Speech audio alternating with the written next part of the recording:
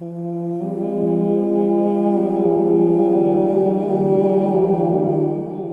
چیزوں سے مل کر کمپلیٹ ہوتا ہے شکر، جس کی خالد صاحب بات کر رہے ہیں، جس پہ اللہ تعالیٰ کہتا ہے کہ میں تمہیں پھر بن مانگے عطا کروں گا۔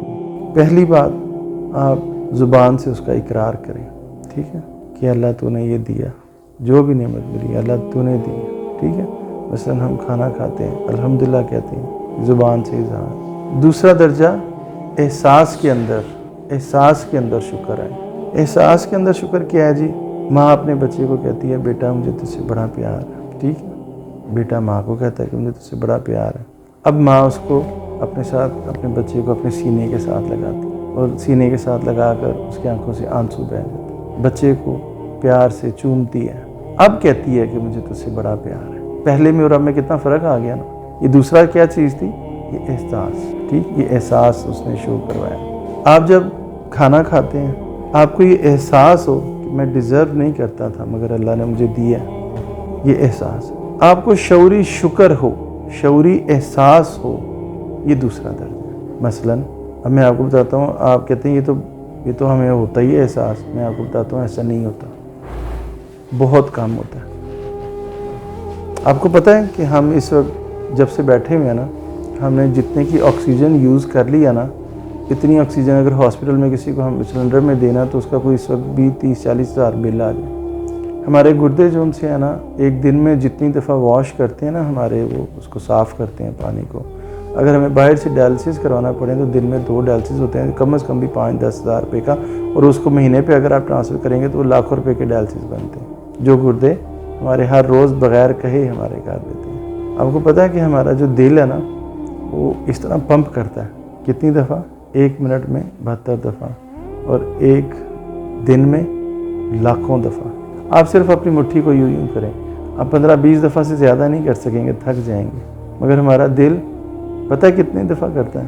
آپ 150 ٹب جو ان سے ہے نا، 150 ٹب ایک دن میں خالی کرنے کے بارے میں سوچیں۔ ایک کپ سے 150 پانی کے بھرے ہوئے بڑے ٹب، اس کو ایک کپ سے آپ نے خالی کرنا ہے ایک دن کے اندر۔ آپ سوچیں کتنا مشقت طلب کام ہے، مگر ہمارا چھوٹا سا دل 150 ٹب جتنا خون جو ان سے نا ہمیں فلٹر کر کے بھیجتا ہے، پمپ کرتا ہے ایک دن میں۔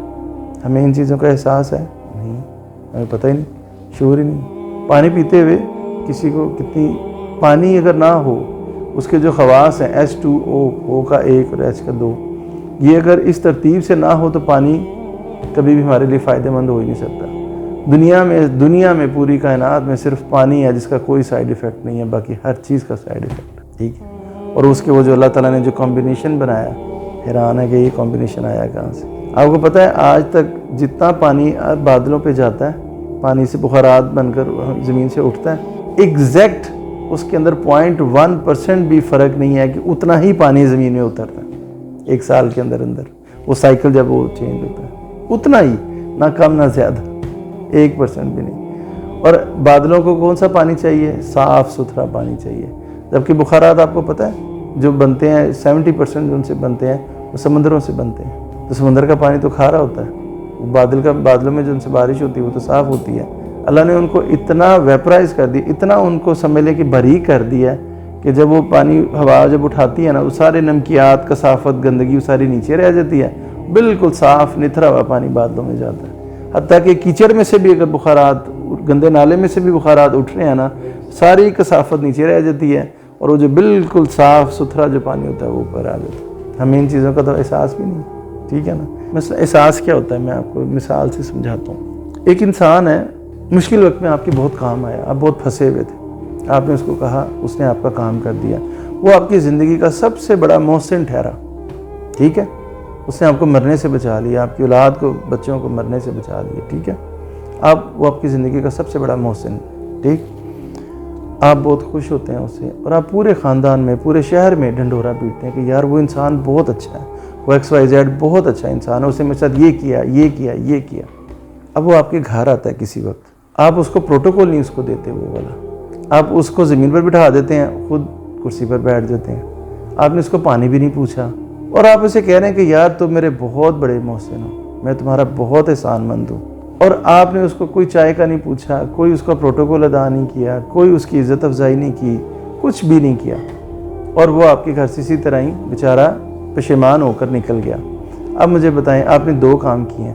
آپ زبان سے تو اظہار کر رہے ہیں کہ وہ بہت بڑا محسن ہے، لیکن آپ کے احساس کے اندر نہیں ہے کہ وہ محسن ہے، ٹھیک ہے؟ آپ کے عمل ثابت کر رہا ہے کہ آپ نے اس کے احسان کی قدر نہیں کی، آپ کو احساس نہیں ہے اس چیز کا۔ احساس ہوتا تو آپ کیا کرتے؟ آپ زبان سے بھی ڈھنڈورا پیٹتے، اور جب وہ گھر آتا تو آپ خود زمین پر بیٹھتے اس کے پیروں میں اور اس کو صوفے پر بٹھاتے۔ آپ اس کی عزت افزائی ایسے کرتے جیسے اپنے بڑوں کی کرتے ہیں۔ آپ کے پاس نہ بھی ہوتا، آپ ادھار اٹھا کے کچھ کھانے پینے کا بندوبست کرتے کہ نہیں یار یہ میری زندگی کا سب سے بڑا محسن ہے۔ تو آپ نے اس کے احسان کو سمجھا، تبھی آپ نے اس کا یہ پروٹوکول ادا کیا نا۔ ہم ایگزیکٹلی کیا کر رہے ہیں؟ زبان سے تو الحمدللہ کہہ رہے ہیں، مگر اللہ کی پروٹوکول بالکل ادا نہیں کرتے، اس کو اہمیت بالکل نہیں دے رہے۔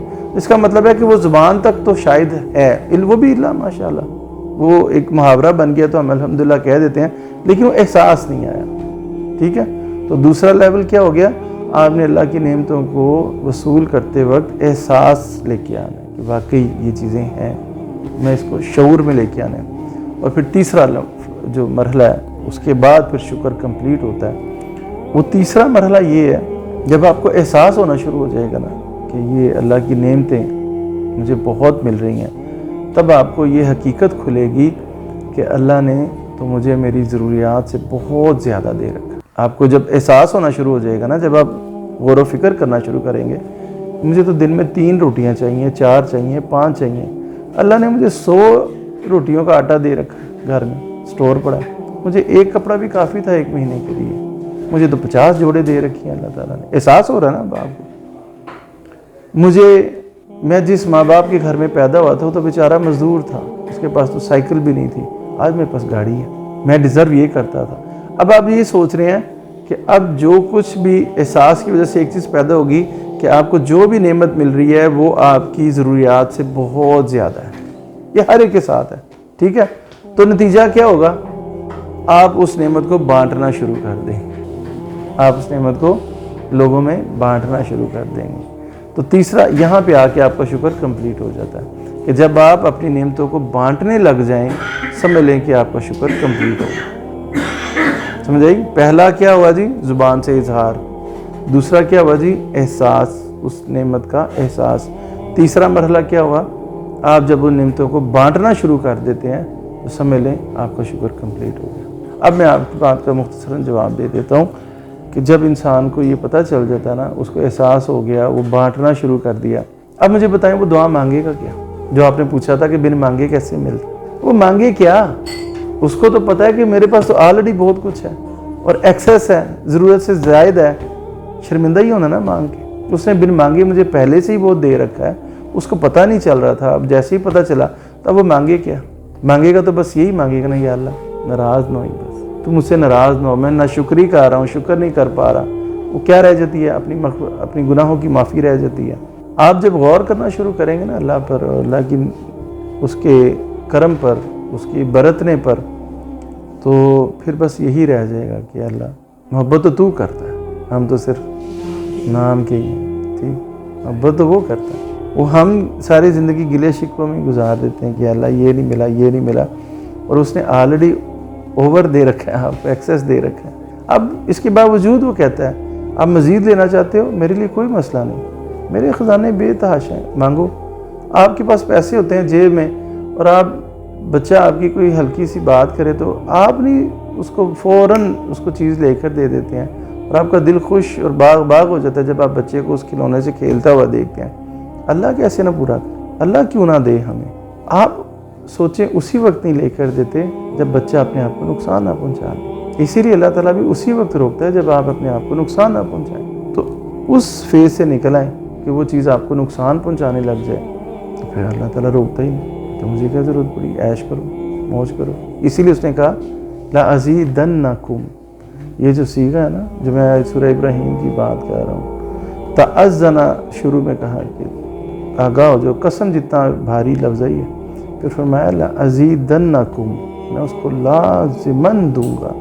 اس میں اتنا ایمفیسس ہے، اتنی اس میں شدت ہے کہ آپ سوچ نہیں سکتے۔